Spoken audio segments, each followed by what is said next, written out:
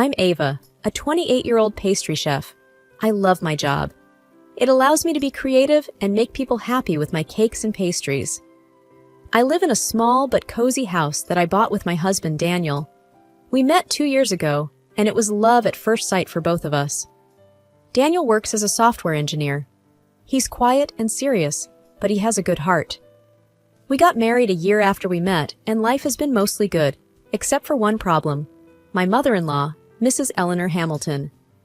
From the day I met her, Eleanor made it clear she didn't like me. She's a tall, stern woman who always says what she thinks. She raised Daniel by herself, and they are very close. She wanted Daniel to marry her friend's daughter, Emily, and she told me so the first time we met. Emily is around our age, pretty, and she works as a lawyer. Eleanor often talks about how smart and talented Emily is. One sunny Saturday morning, I was in the kitchen preparing a new cake recipe for my blog. Daniel was in the living room, working on his laptop. I heard the front door open and Eleanor's voice calling out. "Ava, dear, are you home?" she said, her tone polite but cold. "Yes, Mrs. Hamilton, I'm in the kitchen," I replied, trying to sound cheerful. She walked in, looking around with a disapproving frown. "I see you're baking again. Don't you think you should find a real job?" I sighed quietly. "I love baking, Mrs. Hamilton. It makes me happy." She sniffed. "Well, Emily just got promoted at her law firm. She's doing so well." I forced a smile. "That's great for her." Eleanor walked over to the counter and picked up a cookie. "I still think Daniel would have been better off with her." I didn't know what to say, so I stayed quiet. Just then, Daniel walked in. "Mom, what are you doing here?" he asked, surprised but happy to see her. "I was just in the neighborhood and thought I'd stop by," she said, her tone softening as she turned to him. They chatted for a bit, and then Eleanor said she had to leave. After she left, I turned to Daniel. "Doesn't it bother you, the way she talks about me?" Daniel looked uncomfortable. "She's just set in her ways, Ava. She doesn't mean any harm." "But she said again that she wishes you'd married Emily," I said, feeling frustrated. Daniel sighed. "I love you, Ava. That's what matters. Just ignore her comments." I nodded, but it wasn't easy. I knew Eleanor would never stop trying to make me feel like I wasn't good enough for her son. But I loved Daniel, and I was determined to make our marriage work, no matter what his mother said or did. Life went on after Eleanor's visit, but her words lingered in my mind. Days turned into weeks, and the tension between Daniel and me grew. I felt like I was walking on eggshells whenever the topic of his mother came up. Daniel was my husband, and I loved him, but it hurt that he couldn't see how his mother's behavior was affecting our marriage. One evening, while we were having dinner, I decided to bring it up again. I knew it was a risk, but I couldn't keep my feelings bottled up any longer. "Daniel, we need to talk about your mom," I said, trying to keep my voice steady. He looked up from his plate, his expression guarded. "What about her?" "It's just, every time she visits, she makes these comments, and it feels like she's trying to drive a wedge between us," I explained. Daniel sighed, putting his fork down. "Ava, she's my mom. She's not trying to hurt anyone. She's just protective." "But don't you see? She's constantly comparing me to Emily. She even told me she wishes you had married her instead," I said, my frustration growing. Daniel frowned. "She said that?" "Yes, she did. And it's not the first time," I replied, feeling a mix of sadness and anger. He was quiet for a moment, then said, "Look, I know my mom can be difficult, but she raised me on her own. I can't just turn my back on her." "I'm not asking you to turn your back on her. I just want you to understand how her words and actions are affecting me, affecting us," I said, my voice tinged with desperation. Daniel reached across the table and took my hand. "I'm sorry, Ava. I'll talk to her, okay? I'll make sure she understands that she needs to respect our marriage." I nodded, feeling a small sense of relief. But deep down, I wasn't sure if anything would change. Eleanor was set in her ways, and I had a feeling it would take more than a conversation to change her behavior. A few weeks later, Daniel's birthday was approaching. I wanted to do something special for him, so I planned a small party with our friends and family. I knew inviting Eleanor was risky, but she was Daniel's mother, and I didn't want to exclude her. The day of the party arrived, and I was busy in the kitchen preparing Daniel's favorite dishes. The house was filled with the smell of baking and the sound of laughter as our guests arrived. Eleanor arrived just as I was taking the cake out of the oven. She walked into the kitchen and looked around, her lips pressed into a thin line. "Ava, what's all this?" she asked, her tone disapproving. "It's Daniel's birthday. I wanted to do something special for him," I replied, trying to keep my voice friendly. She sniffed. "Seems like a lot of unnecessary fuss. Emily always says that simple celebrations are more meaningful." I took a deep breath, trying to keep my cool. "Well, Daniel likes it when I cook for him, and it's his day, so I want to make it special." Eleanor didn't say anything more, but I could tell she wasn't pleased. I tried to shake off the feeling of unease and focus on the party. As the evening went on, everything seemed to be going well. Daniel was having a good time, and our guests seemed to be enjoying themselves. I was starting to relax when I heard a commotion coming from the living room. I rushed in to find Eleanor standing in the middle of the room, her face red with anger. Daniel was trying to calm her down, but she was having none of it. "This is all wrong. This isn't how you celebrate a birthday," Eleanor exclaimed, her voice rising. "Mom, please. It's my birthday and I'm enjoying myself. Can't you just be happy for me?" Daniel said, his tone pleading. Eleanor turned to me, her eyes blazing. "You did this on purpose, didn't you? You wanted to make me look bad. You wanted to show that you know better than me." I was taken aback by her accusation. "Mrs. Hamilton, that's not true. I just wanted to make Daniel's birthday special." But Eleanor wasn't listening. She stormed out of the house, leaving everyone in shock. I looked at Daniel, my heart sinking. This was supposed to be a happy occasion, but it had turned into a disaster, and I had a feeling that things were only going to get worse from here. The weeks following Daniel's birthday were tense. Daniel tried to talk to his mom, but she wouldn't listen. She was convinced I had purposely tried to make her look bad. I felt like I was stuck in a bad dream, and no matter how hard I tried, I couldn't wake up. Daniel and I argued more. He kept saying I should try to understand his mom's point of view, but I felt like he wasn't trying to understand mine. I was hurt and frustrated, and I didn't know how to make things better. Then, one day, Daniel came home with an idea. "Let's throw a family dinner," he said, sounding hopeful. "Maybe if Mom sees that we're trying to include her, she'll start to come around." I was skeptical, but I agreed. I loved Daniel, and I wanted our marriage to work. So we planned a dinner and invited Eleanor. The day of the dinner arrived, and I was a nervous wreck. I cooked all day, making sure everything was perfect. Daniel helped me set the table and decorate the dining room. We were both trying to make this work. Eleanor arrived, and I greeted her at the door. "Welcome, Mrs. Hamilton. It's good to see you," I said, forcing a smile. She looked around, her expression unreadable. "Thank you, Ava. I appreciate the invitation," she said, and there was a hint of warmth in her voice that I hadn't heard before.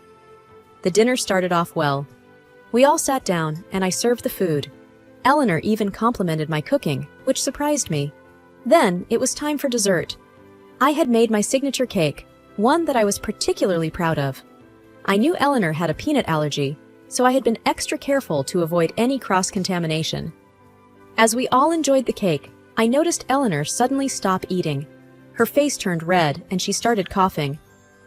"Mom, are you okay?" Daniel asked, jumping up from his chair. Eleanor gasped for air, her hand clutching her throat. "Peanuts!" she managed to choke out. Daniel immediately got her allergy medicine and helped her take it. Slowly, she started to breathe easier, but she was still red and looked scared. Once she caught her breath, she turned to me, her eyes filled with accusation. "You did this on purpose," she said, her voice shaky. I was shocked. "No, Mrs. Hamilton, I would never do that. I was so careful."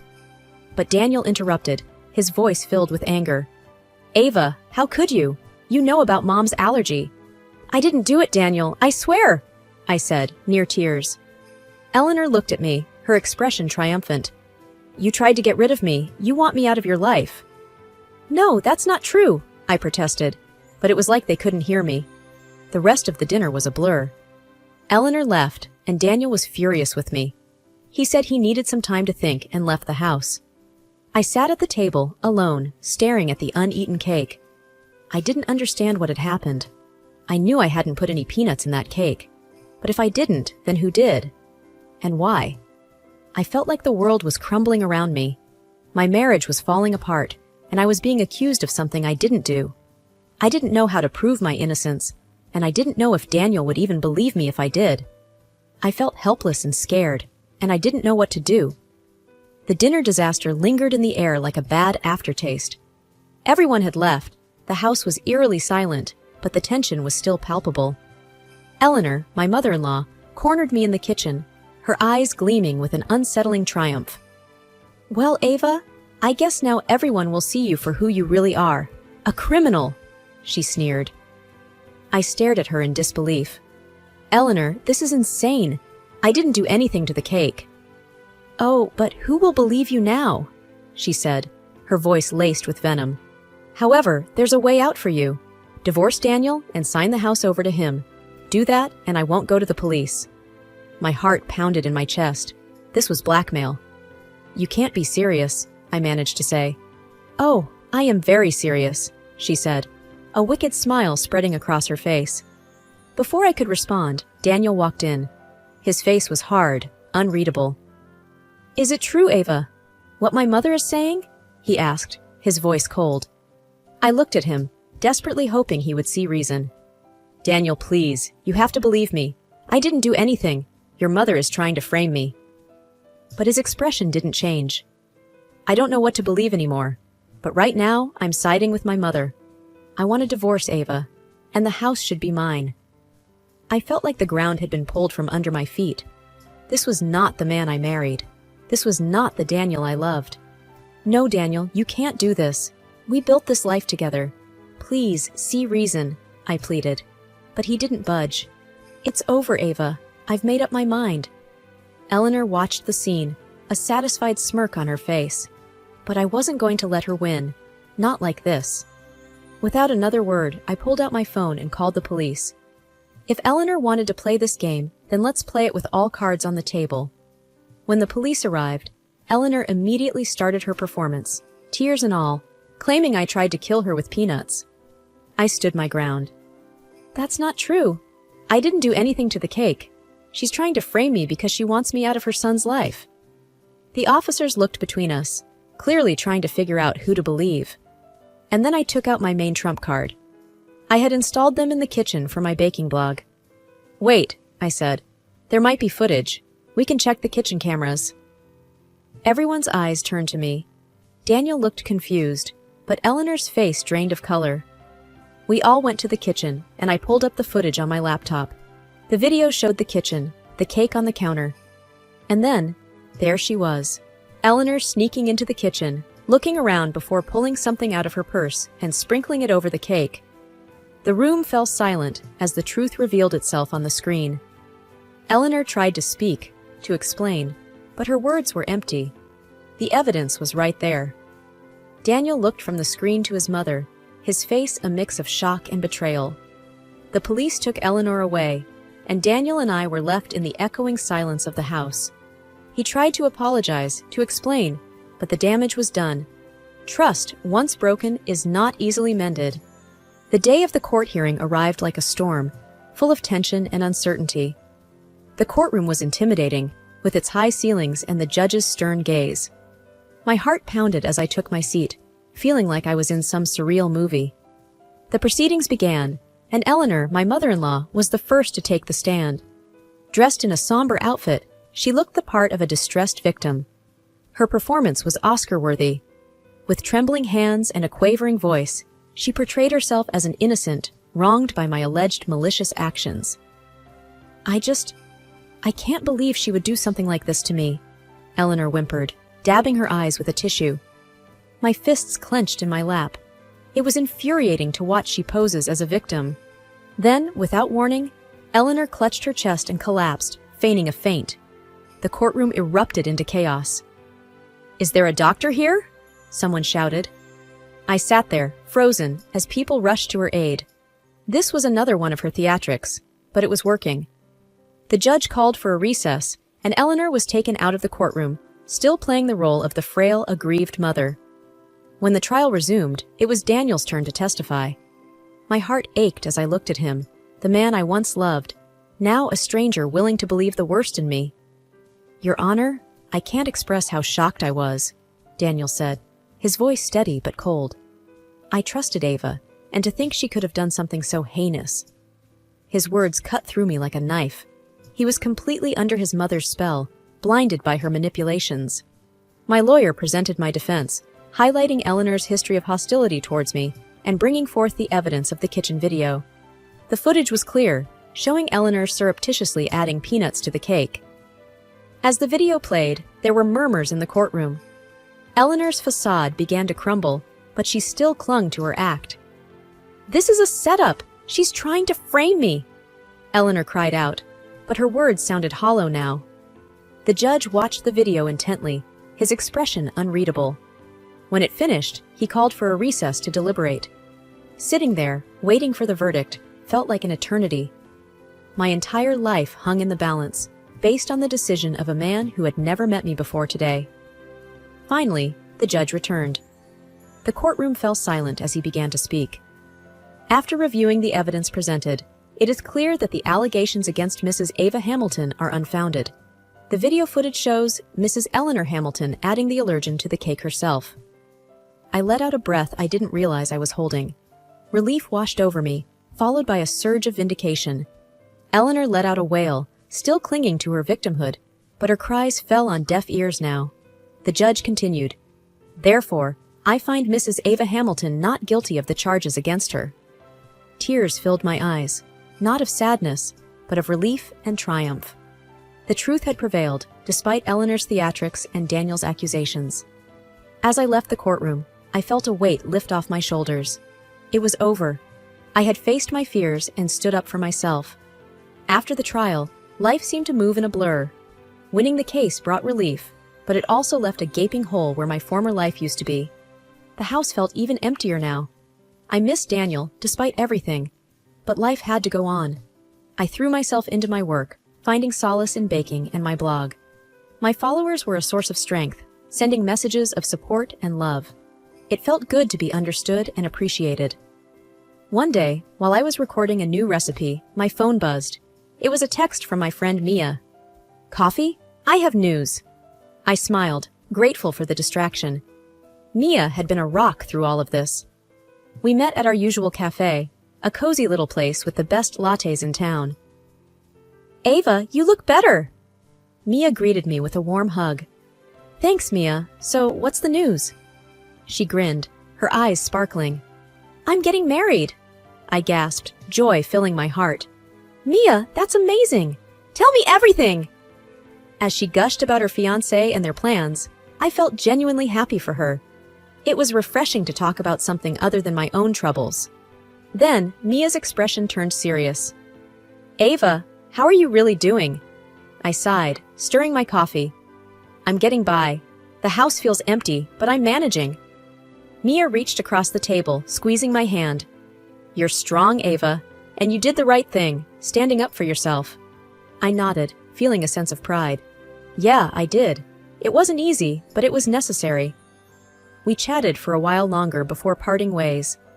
As I walked back home, I felt a sense of determination. I had survived the storm. Now it was time to rebuild. Over the next few weeks, I poured my energy into my blog, creating new recipes and sharing them with my followers. The positive feedback was uplifting.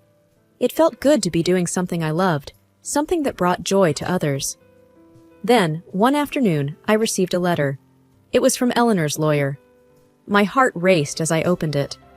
Inside was a formal apology from Eleanor. She expressed her remorse for her actions and the pain she had caused. I read the letter, but behind every word were hidden her taunts, insults, and threats. I realized I couldn't forgive her. Not now. The next day, I received another piece of news. The divorce papers had been finalized. My marriage to Daniel was officially over. It was a bittersweet moment. A chapter of my life had closed, but a new one was waiting to be written. I called Mia to share the news. "It's official. The divorce is finalized." Mia's voice was gentle. "How do you feel?" "I don't know," I admitted. "Relieved, I guess. Sad, too. It's complicated." "Take your time, Ava. Healing isn't a race." Her words comforted me. I knew I had a long road ahead, but I also knew I wasn't alone. That night, I baked a cake. Not for a video or a client, but for myself. As I mixed the batter and preheated the oven, I felt a sense of peace. Baking had always been my sanctuary, and it felt good to be in my element. As the cake baked, the sweet aroma filled the house, bringing back memories. Some were painful, but others were filled with love and laughter. I realized then that those memories were a part of me, a part of my journey. When the cake was done, I sat at the kitchen table with a slice and a cup of tea. The first bite was delicious, a reminder of the simple joys in life. I smiled to myself, feeling a glimmer of hope. Sweet justice had been served, but it was the small, sweet moments like this that truly mattered. I knew there would be challenges ahead, but I also knew I was ready to face them. This was my new beginning, and I was determined to make the most of it.